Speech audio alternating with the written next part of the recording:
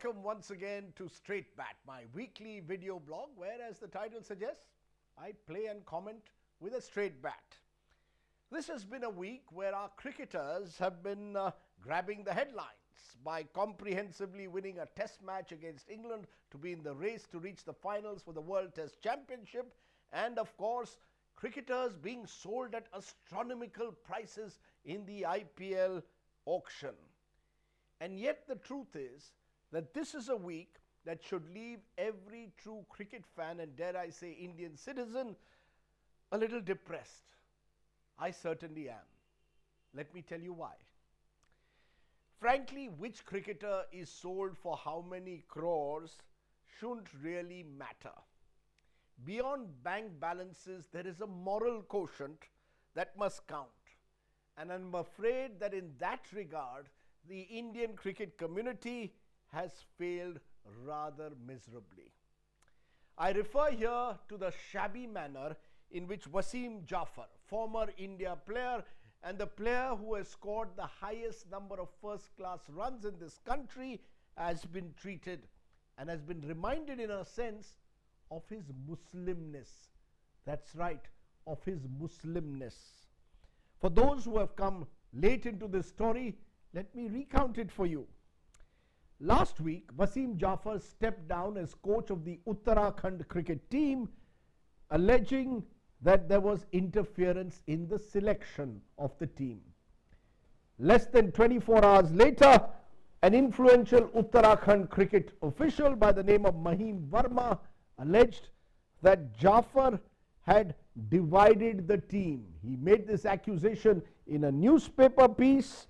He was accused of dividing the team around religion, of seeking to replace the captain with a fellow Muslim cricketer, and of allowing a Maulvi into the dressing room.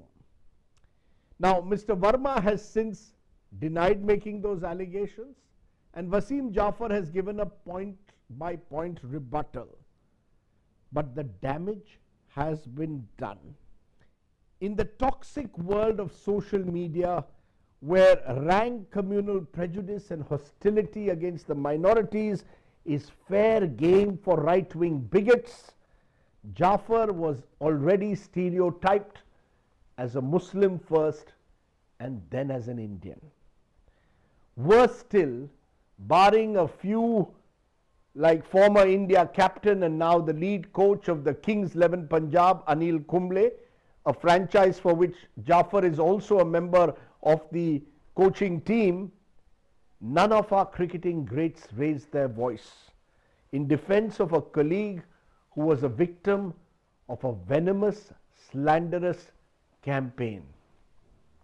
Here is a cricketer who has shared a dressing room for 2 decades and more with several of India's greatest players, and yet not one of them chose to say a word in Jaffer's defense. I rang up a former Mumbai captain and a friend, Shishir Hatangdi, and asked him why was there not a greater outcry.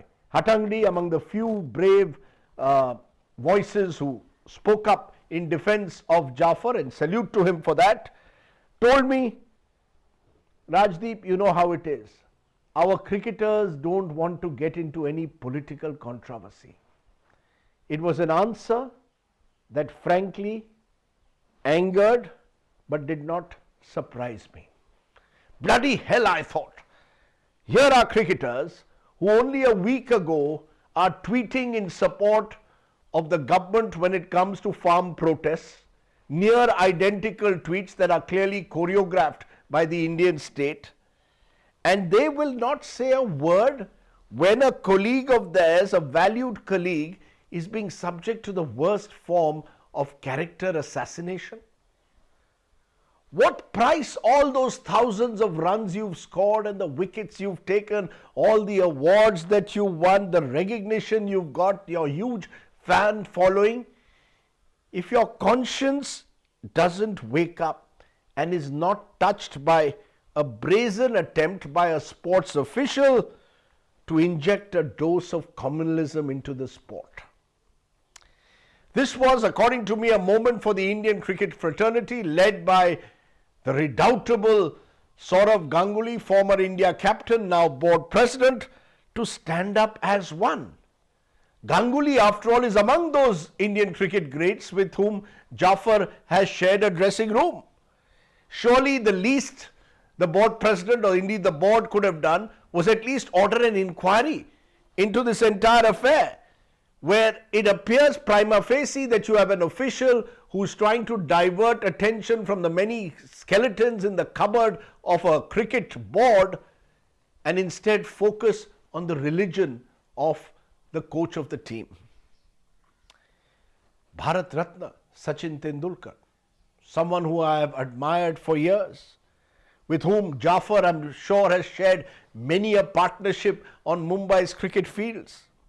Maybe Sachin could have expressed some concern, as could the many others who have known Waseem at close quarters and whose word really counts. If there is one thing that has attracted so many of us to sport and to cricket in particular in the Indian context, it's the fact that this is a sport, an arena that is able to rise above narrow caste and communal divisions.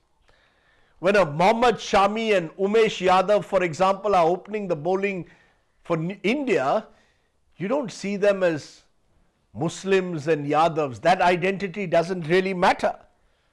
They are just proud Indians wearing that India cap.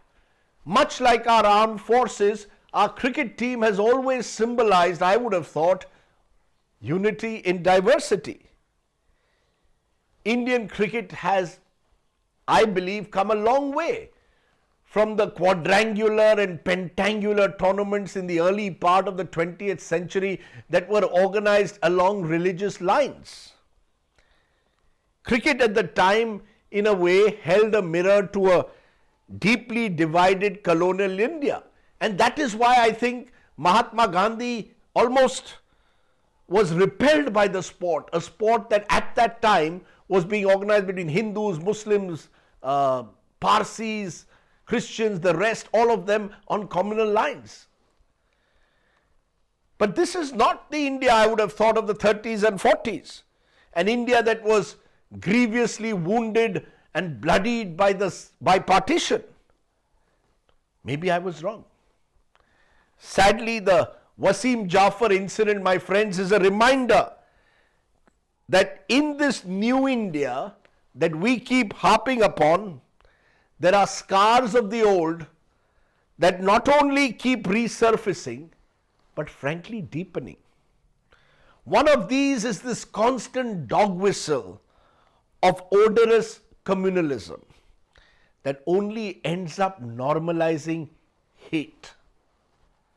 Our ruling class leaders frankly do it all the time, to the point where people are increasingly judged by their names, the clothes they wear, where they live. Leaders want to win elections. As a result, we haven't just ghettoized our neighborhoods, but we've also done it to our minds. When our politicians view a Hindu-Muslim relationship as love jihad and go ahead and give legal sanction to the same, when the patriotism of minority groups is routinely questioned, when even citizenship is being defined in religious terms, then think about it. How easy is it to see a bearded cricket coach as a Muslim first? Let's be honest. The political discourse in this country has, in a way, moved from Muslim appeasement to Hindutva majoritarianism.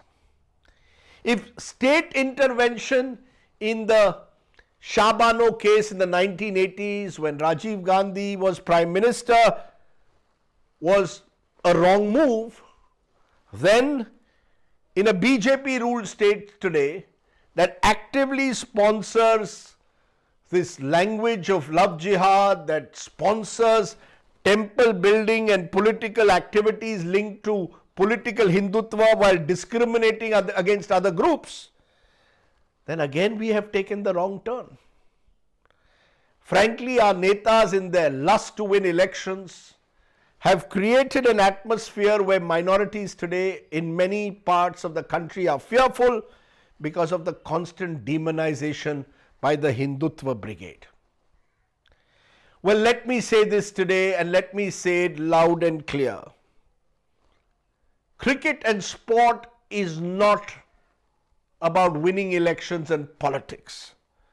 So please keep your dirty communal politics out of the sport that we love. Don't allow the purity of this sport to be stained by the pettiness of officials who will do anything to retain their fiefdoms. And to our cricket heroes too today I plead, your silence when the sport is being tarred by a communal brush does great disservice to you. It is the silence of lambs, not of the larger than life figures that all of you are. As the late great broadcaster Edward Murrow once said famously, a nation of sheep will beget a government of wolves. If our superheroes will not speak up when a colleague is the victim of a slanderous campaign on social media and beyond, the fact is, who will then speak up? If you don't speak up for the right causes, then what can we really expect from the Aam Aadmi or Aurat? As a postscript, let me say this.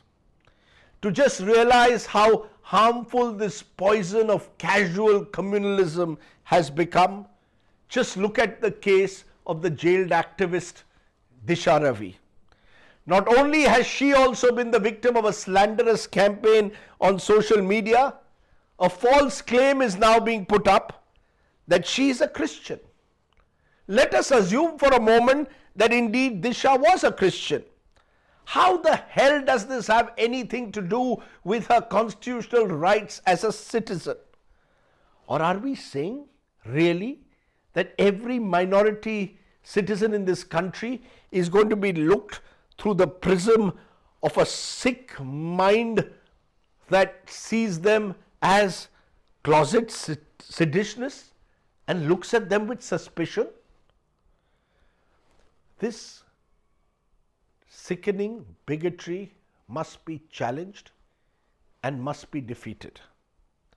On the cricket field, in politics, in life, and yes, also in newsrooms.